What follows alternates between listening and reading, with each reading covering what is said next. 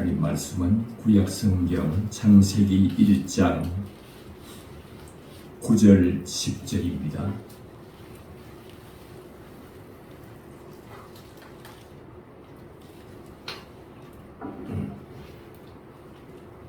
창세기 1장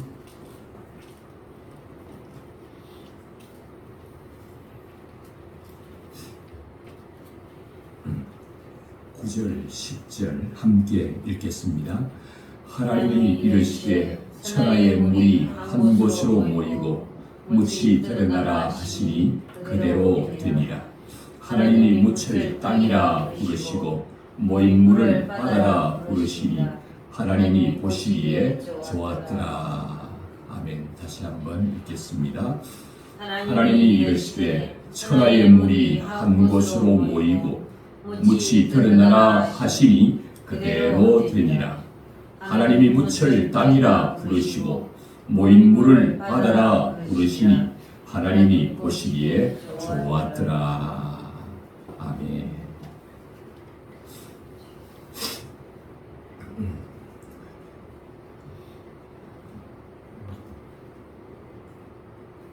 하나님께서는 오늘 이 자리로 우리를 불러주셨습니다. 우리에게 은혜 베풀어 주시려고 이 자리로 불러주셨습니다. 우리를 살려주시려고 이 자리로 불러주셨습니다.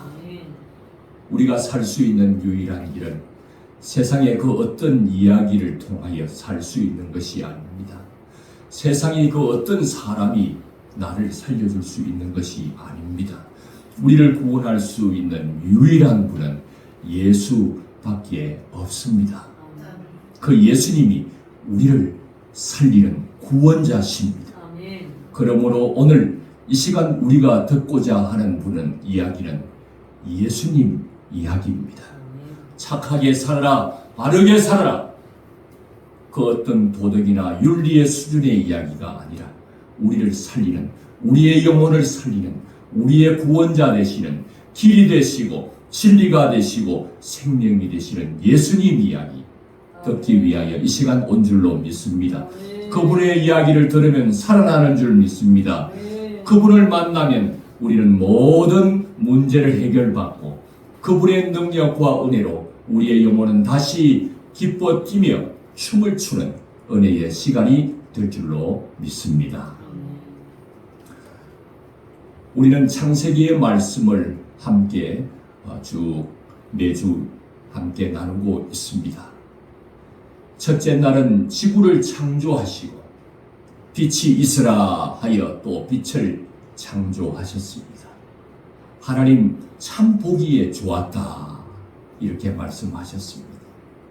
하나님이 보시기에 좋았다 이렇게 표현하는 것은 하나님이 무엇을 보았기에 이렇게 좋아하시는 것입니까? 하나님이 보시고 좋아하는 그 기준이 무엇입니까? 피조물입니까? 빛을 창조하셨고 그 빛이 어두움을 밝히는 걸 보고 그렇게 좋아하시는 것입니까? 아닙니다. 하나님은 하찮은 피조물 하나를 창조하고 나서 그것의 매력에 빠져 좋았다 이렇게 표현하지 않습니다. 그 빛을 주님이 보시면서 그 빛을 통하여 계시하고 있는 하나님의 사역이 거기 들어있기 때문입니다. 그 속에 예수님께서 하실 사역이 그 속에 들어있기 때문에 어두움을 밝히는 빛을 보고 피조물을 보고 그렇게 좋아하시는 것이 아니라 피조물이 그 빛을 통하여서 어둠을 밝히는 그 빛을 통하여서 예수님이 죄악으로 어두워져 있는 세상에 빛으로 오셔서 그 어둠을 밝혀주실 예수님의 사역이 거기에 들어있기 때문에 하나님은 그걸 보고 좋았다 이렇게 말씀하시는 것입니다. 하나님이 보시기에 좋은 삶의 그 기준은 피조물에 있는 것이 아닙니다. 그 기준은 언제나 하나님, 그 기준은 언제나 예수 그리스도에게 그 기준이 있습니다. 예수님의 사역이 드러나면, 예수님이 거기에 드러나면 그걸 보고 좋아하시는 것입니다. 하나님과 하나님의 속성과 하나님의 사역과 하나님과 관련된 것들이 그 속에 들어있기 때문에 그걸 보고 그렇게 좋아하시는 것입니다. 오늘 그분이 우리의 중심을 들여다보시는 이유는 우리 속에 바로 그 하나님이 기뻐하는 그 기준이 되시는 예수님이 들어있는가, 그걸 보시고 그것이 들어있는 사람은 너무나도 그 영혼을 기뻐하시는 것입니다. 그러나 그 하나님의 영이 빠졌고 그 하나님이 빠져있는 자들은 짐승과 일반이라 하나님이 피조물 사람을 지으시고 보시기에 심히 좋았다고 표현한 것은, 그런 사람을 죽인 것은, 노아 홍수 때 다 썰어버린 것은 피조물을 보고 좋아한 것이라고 하면 썰어버릴 수가 없습니다. 그렇게 좋아했던 그 피조물을 아까워서 어떻게 다 홍수로 썰어버리겠습니까? 그러나 그 심령 속에 예수가 있는 자들을 보고 기뻐하시는 것이, 노아의 가족들 다 썰어버리는 가운데서라도 하나님이 그들 심령 속에 있고 그 속에 하나님의 사역과 하나님의 역사가 나타나는 그들을 주님이 구원하여 주시는 것을 볼 수가 있는 것입니다. 우리의 심령 속에 하나님이 보시는 그 기준, 참 보기에 좋았다, 너를 보니 참 기쁘다, 너를 보니 참 즐겁다라고 하는 그 기준은 우리 안에 피조물인 껍데기 흙으로 창조한 표면적인 나를 보고 좋아하시는 것이 아니라 내 속에 그분이 들어있고 내 속에 그분이 기준이 되시는, 그렇게 좋아하시는 그 기준이 되시는 예수님이 내 안에 들어있고 예수님의 사역이 나를 통하여 이루어지고 있고 예수님이 나를 통하여 증거되어지고 있고 예수님이 나를 통하여 나타나기 때문에 그걸 보고는 기뻐하시는 것입니다. 오늘 이 자리에 모인 우리 주님 보시고 좋아하시고 기뻐하시는 그 이유는 우리 안에 예수 그리스도가 우리의 구원자로 영접되어져 모셔져 있기 때문인 줄 믿습니다. 우리의 중심을 들여다보니 우리 안에 예수가 있는 것을 보시고 좋았더라. 창세기에 나타나는 계속해서 좋았다고 하는 이 말씀들은 하나님과 그의 사역과 그의 속성들이 드러나기 때문에 그것을 보시고 기뻐하시고 좋아하신다는 사실을 잊지 마시고 여러분의 모든 삶에, 여러분의 개인의 인생에, 여러분의 개인의 심령 속에 하나님이 보시는 그 기준, 예수 그리스도가 항상 여러분 심령 가장 높은 곳에, 가장 높은 자리에 그분을 모시고 살아가는 행복한 삶을 살아가게 되기를 주님의 이름으로 축원합니다. 우리가 읽었던 본문 속에 보면 하나님이 이르시되 천하의 물이 한 곳으로 모이고 묻이 드러나라 하시니 그대로 되니라. 천하의 물, 어떤 물을 말하는 것입니까? 첫째 날 하나님이 지구를 창조하시고 어디를 운행하셨다고 말씀하셨습니까? 수면 위를 운행하셨다. 첫째 날 지구를 창조하시고 혼돈하고 공허하고 흑암이 깊음 위에 있을 그때에 하나님은 수면 위를 운행하셨다. 물 위를 걸어다니셨다. 그렇게 말씀하고 있습니다. 이 물은 첫째 날부터 창조되어져서 존재했습니다. 그런데 둘째 날에 이 물이 큰 변화가 일어나기 시작했습니다. 지구에 가득한 그 물, 하늘을 중심으로 하늘 위의 물로 또 하늘 아래의 물로 나뉘어지게 되는 역사가 일어났습니다. 너무나도 장엄한 광경이었습니다. 이 땅에 가득했던 물이 하늘로 치솟아 올라가는 이 물의 광경들은 어마어마하게 장엄하게 느껴졌을 것입니다. 이렇게 장엄한 광경을 보고도 하나님은 둘째 날에 좋았더라 표현하지 않았습니다. 왜 그랬습니까? 하늘 위의 물과 하늘 아래의 물로 하늘을 중심으로 나뉘어지는 이것이 하나님과 인간이 나뉘어지는, 죄로 말미암아 하나님과 인간이 나뉘어지는 이 상황을 보고 하나님이 그렇게 보시고 좋았다는 말을 할 수가 없는 상황입니다. 사람은 날개가 없어서 새처럼 하늘을 날아 하늘 위에 계시는 예수님께로 나아갈 수가 없었습니다. 인간의 능력으로는 하늘 위에 계시는 하나님께 나아갈 수 있는 방법이 없습니다. 예수님은 하나 되고 싶은데 하나 될 방법이 없어졌기 때문에 하늘 위에 하늘 아래로 하나님과 인간이 나뉘어지는 것 결코 기쁨이 되지 못하였기에 하나님께서는 안타까운 심정으로 좋았다라고 하는 말이 표현되지 않았습니다. 할 수 없이 하나 되기 위해서는 인간은 하늘에 계신 하나님께로 나아갈 수 있는 방법과 능력이 없기 때문에 하나 되는 유일한 방법, 하늘에 계신 능력이 많으신 하나님이 직접 이 땅에 내려오면 인간과 다시 하나가 될 수 있기 때문에 나뉘어지는 이 사건을 통하여서 예수님이 하나님이 인간의 몸을 입고 이 땅에 내려올 것이 예표되는 상황적 모든 것들을 표현하고 있는 것이 둘째 날에 기록되어 있습니다. 결국 하나가 되면 기뻐할 것인데 지금 나뉘어져서 하나님이 직접 하나 되기 위해서 이 땅으로 내려오면 결국 고난을 당해야 하고 십자가의 죽임을 당해야 하는 이 끔찍한 상황이 앞에 펼쳐져 있기 때문에 이 상황 앞에서 하나님은 좋았다라고 말을 할 수가 없었던 것입니다. 결국 역사적 종말이 오고 예수님이 이 땅에 와서 구원을 완성하고 마지막 날 인간을 저 천국으로 데리고 가서 자기의 신부로 삼고 자신은 신랑이 되어서 혼인 예식을 치르고 둘이 한 몸을 이루는 그날, 하나가 되는 그날, 하나님께서는 하나님의 장막이 사람들 가운데 거한다고 이제 사람과 하나가 나뉘어졌다가 이제는 그들과 함께 하나님의 장막에서 거하게 되었다고 하는 요한계시록의 마지막 부분에서 좋았다 이렇게 표현하고 있는 것입니다. 이 물은 첫째 날 물은 온 지구를 덮고 있었습니다.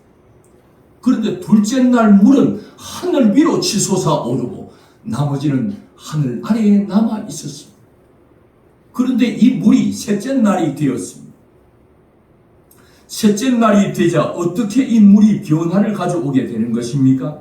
하늘 위의 물은 올라가서 구름과 대기권에 하늘 지구를 덮고 지구를 캡슐처럼 보호하고 태양과 같은 자외선을 막아주고 태양풍을 막아주고 캡슐처럼 지구를 감싸고 하늘 위에 물이 존재한다면 이 하늘 아래의 물이 지금 셋째 날 어떻게 변화가 일어나고 있는 것입니까? 다시 한번 읽어볼까요?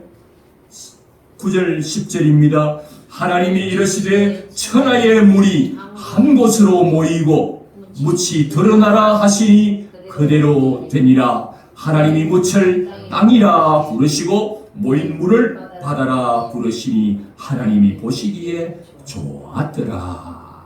아멘. 천하의 물이 한 곳으로 모이라고 말씀하셨습니다. 이 천하의 물은 어떤 물입니까? 하늘 위의 물입니까? 하늘 아래의 물입니까? 하늘 아래의 물이, 천하의 물이 한 곳으로 모이라. 하늘 아래의 물을 한 곳으로 모이게 했더니 어떤 현상이 나타났습니까? 지금 지구 위에는 물이 가득 차서 아직까지 묻이 드러나지 않아서 물만 있는 것 같아 보입니다. 그러나 물 아래에는 지금 묻이 드러나지 않을 뿐이지 그대로 있는 것입니다. 높고 낮은 묻이 그대로 있는데 하나님이 말씀하셨습니다. 한 곳으로 모이라. 그랬더니 높은 곳에 있던 물이 땅 아래로 스며들면서 한 곳으로 모여서 큰 저장 창고가 만들어지는 것처럼 지하수가 흘러가고 놀랍게 물이 땅 아래로 내려가면서 묻이 감추어져 있던 묻이 드러나기 시작했습니다.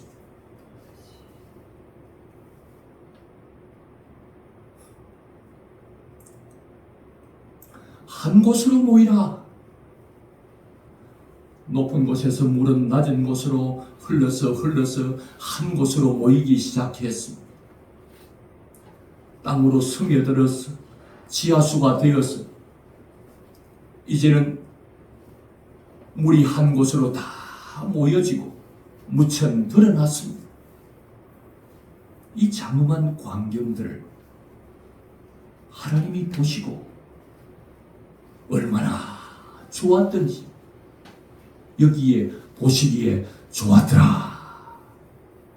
맞습니까? 그래서 하나님이 좋은 것입니까? 이야, 물로 가득 찼더니 순식간에 물이 낮은 곳으로 흘러가고 땅으로 스며들면서 묻이 드러나는 이 장엄한 광경을 보고 하나님도 만들면서 신기해서 그걸 보고 좋았다고 말씀하고 있는 것입니까? 아닙니다. 하나님이 보시는 건 피조물이 아닙니다. 하나님의 관심은 피조물이 아니라 그 피조물이 되어지는 그 현상들을 보면서 뭘 보고 계시는 것입니까? 하나님의 역사들, 하나님의 사역, 예수 그리스도께서 이루실 사역이 그 속에 들어있기 때문에 그걸 보고 좋았다 이렇게 말씀하시는 것입니다. 예수님의 어떤 사역이 들어있는 것입니까? 도대체 예수님의 어떤 사역이 이 9절 10절에 들어있기 때문에 하나님이 이것을 보고 보시기에 좋았다 이렇게 말씀하고 계시는 것입니다. 물은 한 곳으로 모여 바다가 되고 드러난 무천 땅이라 이름하였어 육지가 되었습니다. 이 육지에는 장차 사람을 만들어서 이 사람들이 이곳에서 살게 될 것입니다. 하나님의 형상과 모양을 따라 지은 그 사랑스러운 그 사람들이 바로 이 땅에 살게 될 것입니다.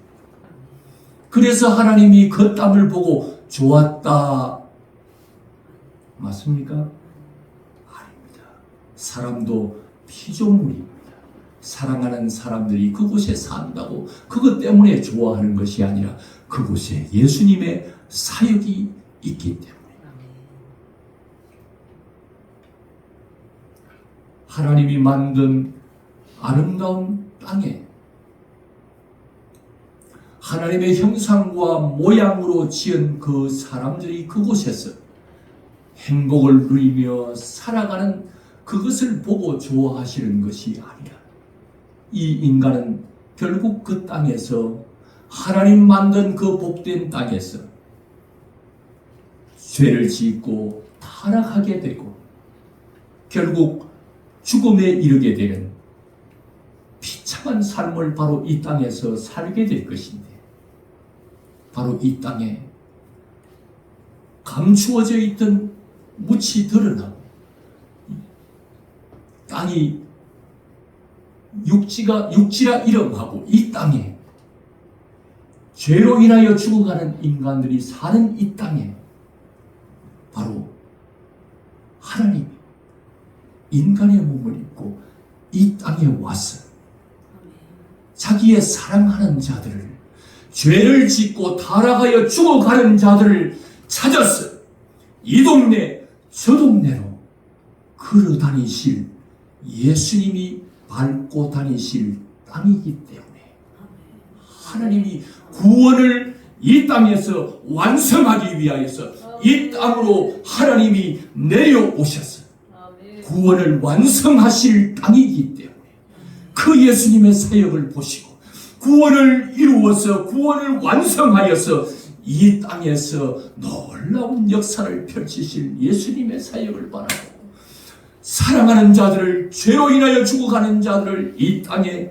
이곳저곳을 걸어다니면서 구원을 완성하실 예수님의 사역을 바라보니 하나님께서 그 사역을 인하여 기뻐서 견딜 수가 없는 것입니다.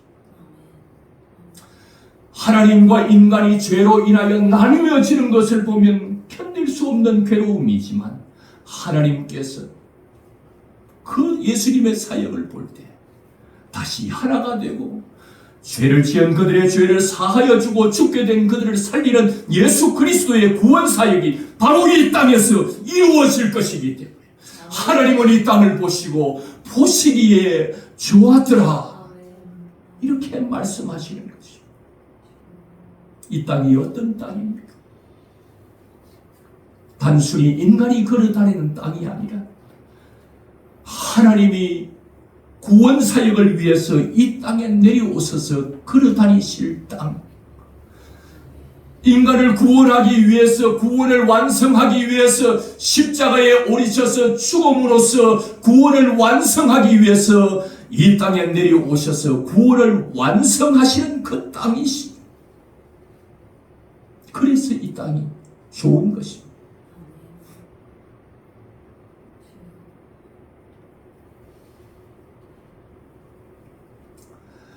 하나님의 택한 자들, 아브라함과 이스라엘 백성들,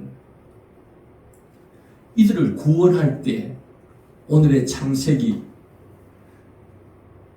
1장 9절 10절 말씀을 통하여서 그분이 구원자 되심을 명백하게 말씀해주고 있습니다. 그것이 어디에 나타납니까?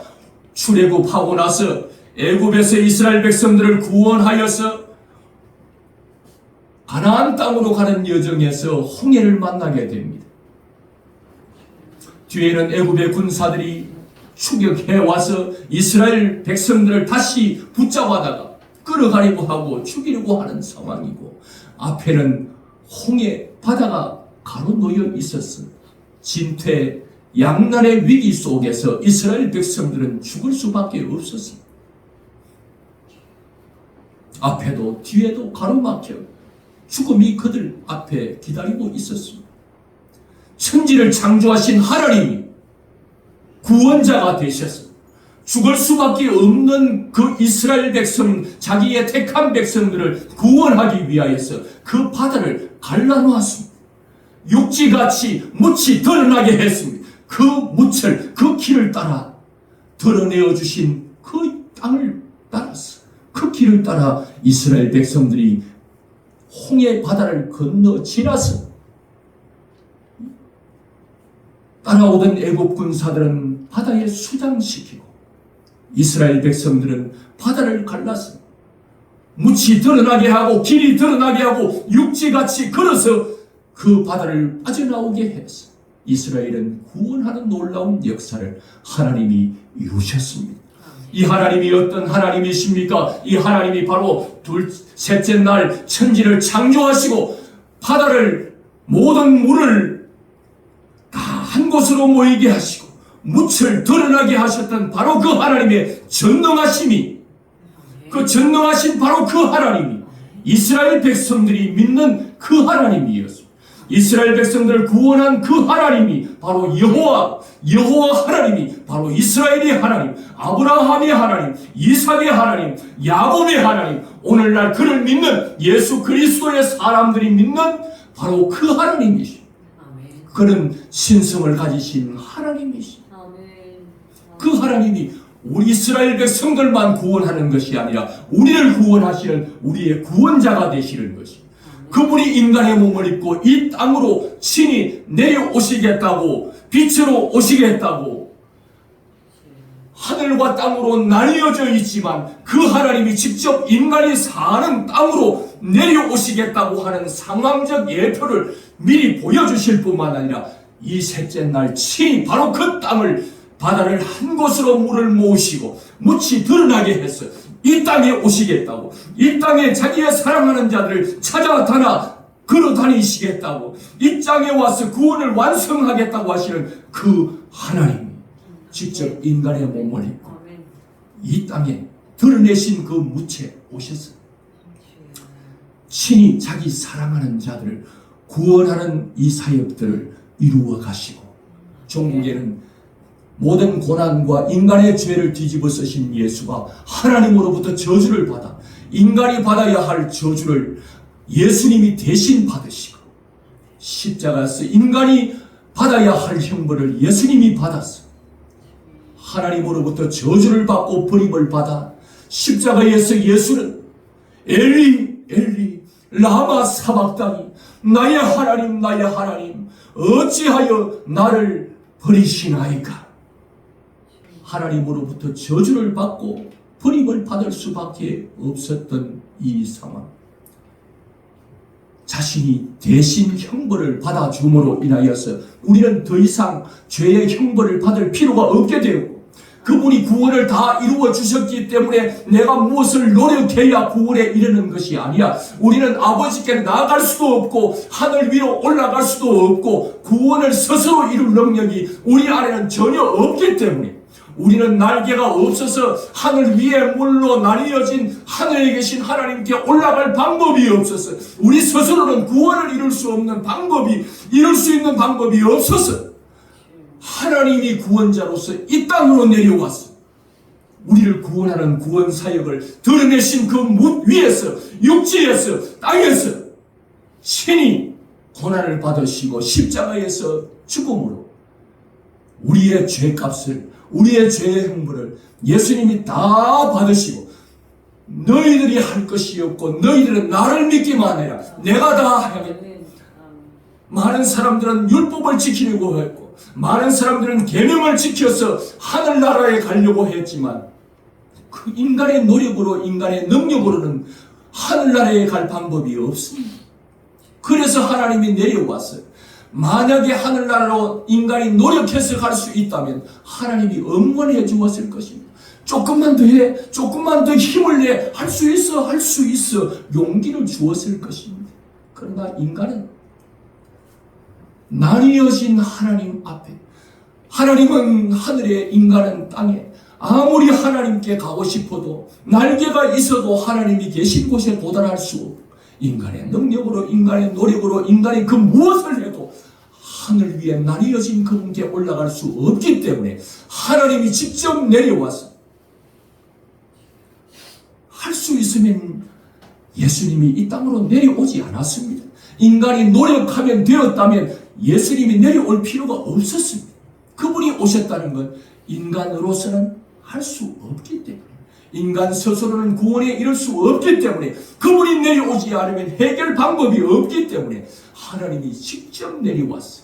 인간의 죄 대신 담당하시고 인간의 무거운 짐 대신 지시고 인간이 죄를 짓고 받아야 할 그 형벌 예수님이 대신 받아 죽었어. 능력이 없어서 죽은 게 아닙니다.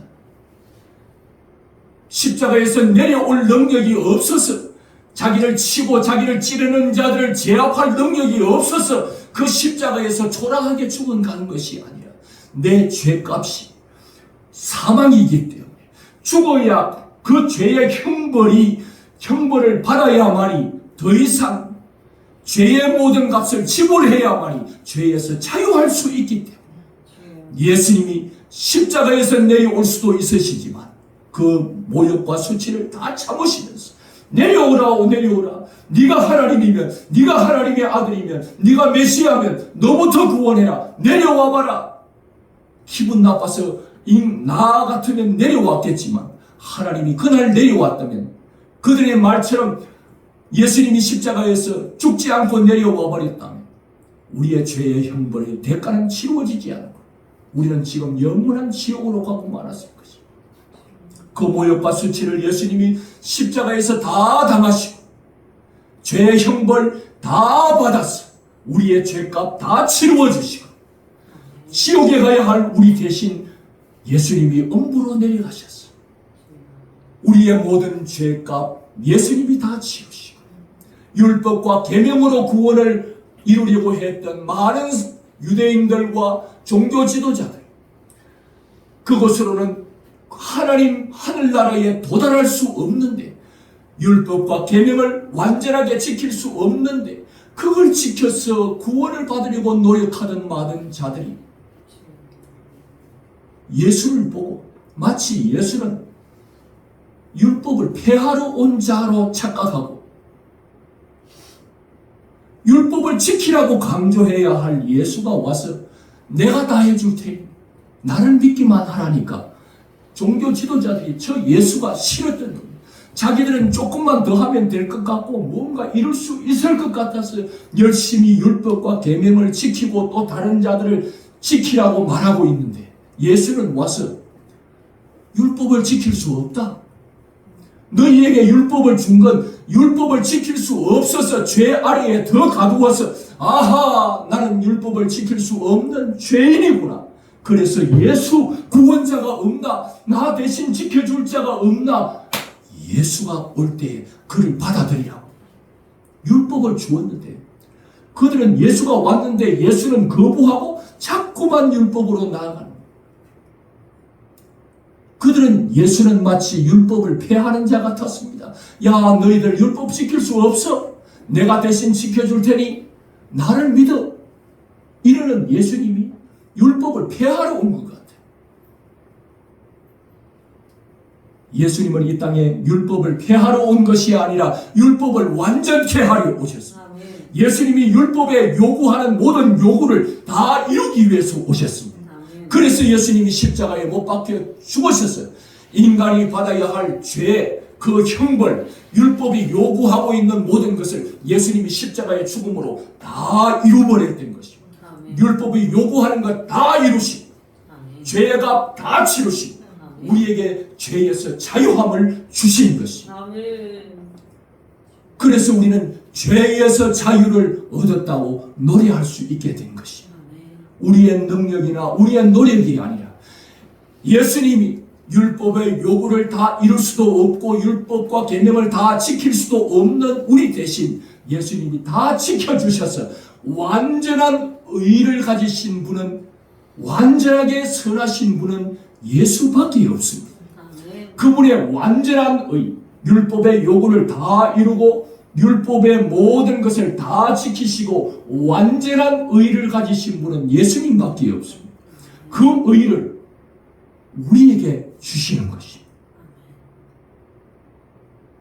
인간의 의로는 하나님의 사는 하나님의 집에 갈 수 없습니다. 피조물이 하나님 신의 집에 갈 수가 없습니다. 우리가 가지고 있는 이 작은 의 가지고는 아담이 타락하기 전에 죄를 짓지 않았을 때에 가졌던 그 인간의 의로는 죄를 짓지 않아도 하나님 나라에 갈 수 있는 의는 아닙니다. 인간이 사는 집 에덴 동산에서는 살 수 있는 의로움이 있었지만 인간이 타락전에 가지고 있었던 그 인간의 의 가지고는 신이 사는 하나님의 나라 저 천국에는 갈 수 없었습니다. 그래서 예수님 신의 의, 완전한 의를 우리에게 주신 것입니다. 우리는 그 예수님의 의를 받아서 그 의로 천국에 가는 것입니다. 내가 착한 일을 해서 의를 이루어서 내가 율법에 요구하고 있는 조항들을 지켜서 의를 이루고 업적을 쌓아서 천국 가는 것이 아니라 이 작은 의로는 갈 수 없어. 인간의 의로는 갈 수 없기 때문에 신의 의, 하나님의 의, 예수님의 완전하신 의를 우리에게 넘겨주었어요. 그 의로 천국에 가는 겁니다. 아멘. 그래서 우리는 매일 찬송하는 것이 내 의를 노래하고 찬송하는 것이 아니고 값없이 주신 그 예수님의 의를, 예수님이 다 이루어주신 그 예수님의 공로를 찬양하고 또 찬양하는 것이 우리가 영원히 불러야 할 노래, 바로 이 예수님의 구속의 은혜를 노래하는 것입니다. 하나님이 보시기에 좋았다. 뭘 보고 좋아하는 것입니까? 물이 한 곳으로 모이는 기적 같은 일, 감추어졌던 묻이 드러나는 일, 피조물을 보고 그 장엄한 광경을 보고 좋아하신 것이 아니라 그 땅에서 이루실 예수 그리스도의 구속의 사역을 보고 인간을 구원하시는 예수님의 사역을 보고 삼위 하나님이 그렇게 기뻐하시는 것입니다. 아멘.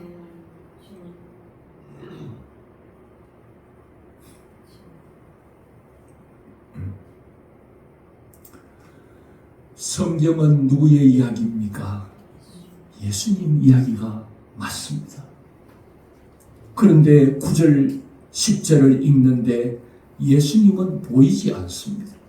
예수님은 찾아보기가 어렵습니다. 물이 한 곳으로 모였다고, 묻이 드러났다고, 이 흙이 어떤 요소를 포함하고 있는지, 이 물 속에는 어떤 요소가 있는지, 물과 육지와 바다의 조화를 말하고 기능을 말하고, 이 바다처럼 모든 것을 소화하고 하수가 흘러들어오고 오물이 쓰레기가 들어와도 몇 년이 지나면 이 바다가 그걸 다 수용해서 새롭게 정화시켜주는 이 바다의 놀라운 특징들을 말하면서 우리도 좀 모든 것을 통이 좀 큰 사람이 되어서 다 용납하고 다 받아들이는 사람이 되자고 아멘 하고 예배를 마친다면 우리의 영혼이 살 길이 없습니다. 진리이신 예수님을 말하지 못하면, 이 예수님을 만나지 못하면 성경을 100번 1000번 읽어도 설교를 수만 번을 들어도 그 설교로는 영혼을 살릴 길이 없습니다. 예수만이 우리의 구원자십니다. 바다에 빠져 죽게 된 이스라엘 백성들, 바다를 갈라 묻이 드러나게 해서 그곳에서 구원의 사역을 이루실 예수님 이야기를 홍해 사건에 하고 있는데 거기에서 무슨 이야기를 하겠습니까? 일반 계시의 이야기를 쏟아낼 수 있습니다. 특별 계시이신 예수님 이야기를 하지 못한다면 성경을 연구하고 연구해도 구원에 이를 수가 없습니다. 예수님으로 성경을 읽지 않으면 예수님을 만날 길이 없고 예수님을 알 길이 없고 예수님을 모르고는 구원에 이를 길이 없습니다. 오늘 우리는 구원자 예수님이 이루실 놀라운 사역을 통하여서 오늘 그 예수님이 다 이루어주신 구원을 완성하신 이 땅에 오셔서 구원을 완성하신 그 예수님, 그 예수님을 저와 여러분의 구원자로 믿고 그분을 모시고 살아가게 되기를 바랍니다. 오병이어의 기적을 베풀고 물고기 2마리 보리떡 5개로 5,000명을 먹이고도 12광주리가 남는 놀라운 기적을 베푼 후에 제자들을 먼저 바다 건너편으로 가게 하시고 예수님은 산으로 올라 기도하기 시작했습니다. 제자들이 한참 바다 건너편으로 노를 저어 가고 있는데 어둑어둑한데 저 바다 건너편에 누군가 바다 위로 걸어오고 있습니다. 제자들 깜짝 놀랐습니다. 이런 광경을 본 적이 없습니다. 유령이다! 소리쳤습니다. 그때 예수님이 나니 두려워 말라 안심하라 나다 유령이 아니라 나다. 베드로가 많이 주시면 나를 바다 위로 걸어오라 하소서. 오라! 베드로는 그 말씀에 의지하여 내려 예수님께로 걸어가기 시작했습니다. 바람을 보고 물결을 보고 베드로가 빠져들어갑니다. 죽게 되었습니다. 그때 베드로는 소리쳐서 주여 나를 구원하소서. 깊은 바다에 빠져 죽어갑니다. 주님은 그를 구원하기 위하여 손을 내밀어 능력의 손, 구원의 손을 내밀어서 내 손을 잡으라고 베드로에게 그 손을 내밀었습니다. 베드로는 그 구원자 예수의 그 손을 잡고 구원함을 받고 그는 게네사렛 땅에 도착했다 기록하고 있습니다. 죄악의 깊은 물에 빠져가 죽어가고 있는 우리를 구원하셔서 우리를 살려줄 수 있는 유일한 분은 예수밖에 없습니다. 예수님은 능력의 손, 구원의 손, 사랑의 손을 우리에게 내밀고 있습니다. 내 손을 붙잡으라고. 내가 너를 건져주는 구원자라고. 유대인들은 그 손을 거절했고 유대인들은 그 손을 거부했고 결국 구원자의 손을 거절한 그들은 죽어 지옥에 가게 됐습니다. 세리와 창기와 죄인들은 구원자의 내미는 그 손을 죄악의 깊은 바다에 빠져 죽어가면서 나를 살려주기 위해, 죄인을 살려주기 위해 이 땅에 오셔서 내미는 예수의 손을 붙잡았고 그들은 다 예수님으로부터 예수님의 완전한 의를 전가받았어요. 더러웠지만 깨끗함을 입고 죽게 된 자들이었지만 그들을 살려주시고 그래서 그들은 다 구원에 이르는 놀라운 은혜를 받게 된 것입니다. 저와 여러분, 예수님을 거부하지 마시고 예수님을 받아들이시기를 바랍니다. 예수님을 모셔드리기를 바랍니다. 예수님을 영접하시기를 바랍니다. 예수 믿는 길 외에는 다른 길이 없습니다. 구원자를 거부하고 기회를 주고 은혜를 베풀어 주고 능력을 베풀어 주어도 예수의 손을 붙잡지 않으면 예수와 상관이 없습니다. 예수님의 제자라고 다 제자가 아니라 가룟 유다는 예수님을 항상 따라다니던 제자였지만 처음부터 마귀라고 말했습니다. 우리가 보기에는 예수님의 제자인데 예수님은 말하기를 저는 처음부터 마귀니라. 차라리 나지 않았으면 좋았을 뻔했다. 주님의 사람들은 다 주님이 기회를 주고 주님이 손을 내밀면 다 그 손을 붙잡게 되어 있습니다. 주님이 은혜를 베풀어 주시고 주님이 힘을 주시는 겁니다. 주님이 믿음을 주어서 이 손 잡으면 살겠구나. 잡을 수 있도록 은혜를 베풀어 주시는 겁니다. 처음부터 마귀는 가룟 유다처럼 결국은 그 길로 가는 것이고 각기 제 길로 가버립니다. 우리의 유일한 구원자는 누구십니까? 이 땅에 물을 한 곳으로 모시고 묻을 드러내시고 이 땅에 오셔서 구원을 이루어 주신 예수 그리스도 그분만이 우리의 유일한 구원자인 줄로 믿습니다.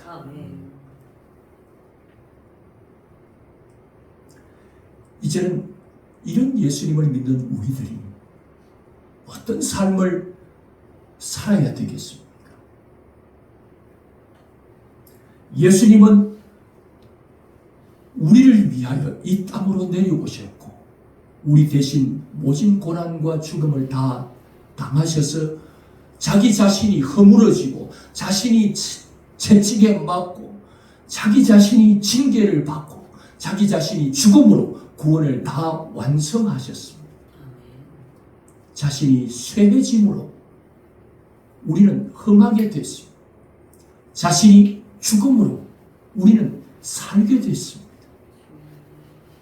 자신이 채찍에 맞음으로 우리는 평화를 누리게 됐습니다. 그가 징계를 받음으로 우리는 평화를 누리고 그가 채찍에 맞음으로 우리는 나음을 입게 된 것입니다. 자기가 쇠하여짐으로 흥하여지도록 하신 그 예수 그리스도의 삶이 그 은혜를 우리가 받았고 몸소 체험했기 때문에 우리는 자동으로 예수님의 이러한 은혜를 받은 자의 삶은 자연히 그 예수님의 삶을 살아갈 수 있게 되는 것입니다. 어떤 분이 길을 지나가고 있는데 한 나무를 발견했습니다. 이 나무의 윗부분은 앙상하게 잎사귀가 메말라 갔습니다. 그런데 그 아래쪽, 나무 아래쪽을 보니 거기에는 새로운 싹이, 새로운 잎이 싹을 틔우고 돋아나고 왕성하게 살아나고 있었습니다. 나무가 잎사귀를 통해서 광합성 작용을 해서 수많은 영양분을 공급하고 뿌리로부터 수분을 공급하고, 그래서 오래 묵었던 잎들이 자기의 잎을 말리고 떨어뜨려서 새롭게 돋아나는 잎에 모든 영양분이 갈 수 있도록 배려하는 이 모습을 보고,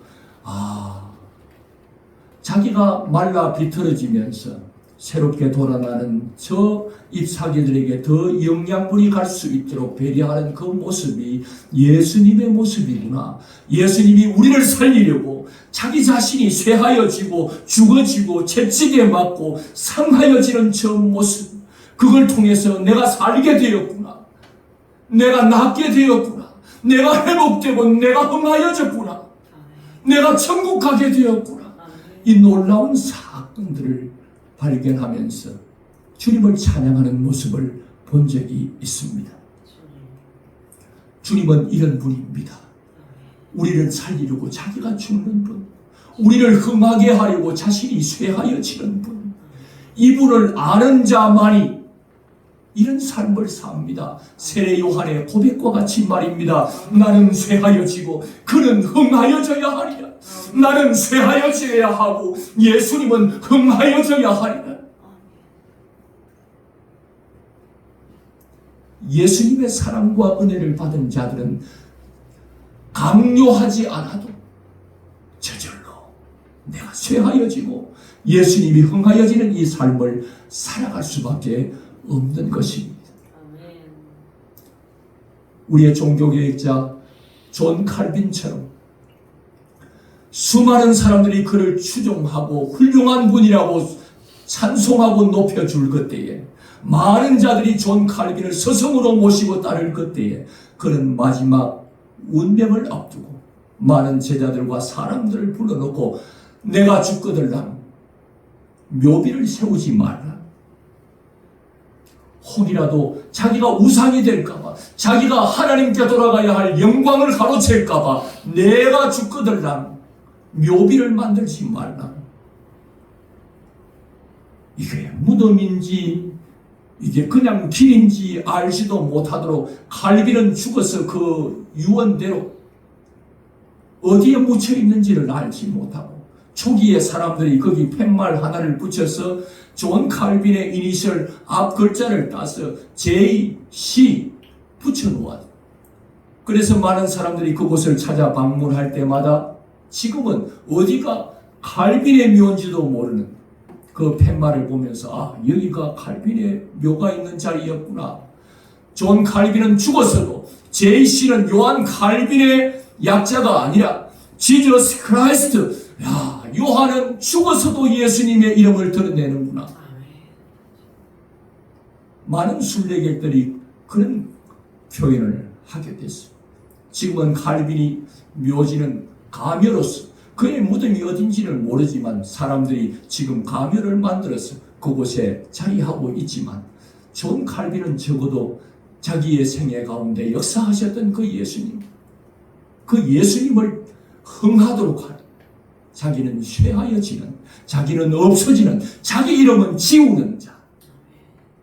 오늘 우리의 삶에 우리는 우리의 이름을 내고 싶어서 발부둥치지만, 예수를 만난 사람은 내 이름은 지우고 예수의 이름만 선명하게 새기려고, 내 이름은 없애고 예수의 이름은 높이고, 내 이름은 제하고 예수의 이름만 흥하도록 예수를 증거하는 자로 살 수밖에 없는 것입니다. 아멘. 이제 우리의 삶에 남아있는 생애 동안 내 이름을 지우는 자, 나는 쇠하여지고 예수님을 흥하게 하는 자로 살아갈 수 있게 되기를 주님의 이름으로 축원합니다. 아멘. 기도드리겠습니다. 주신 말씀 기억하고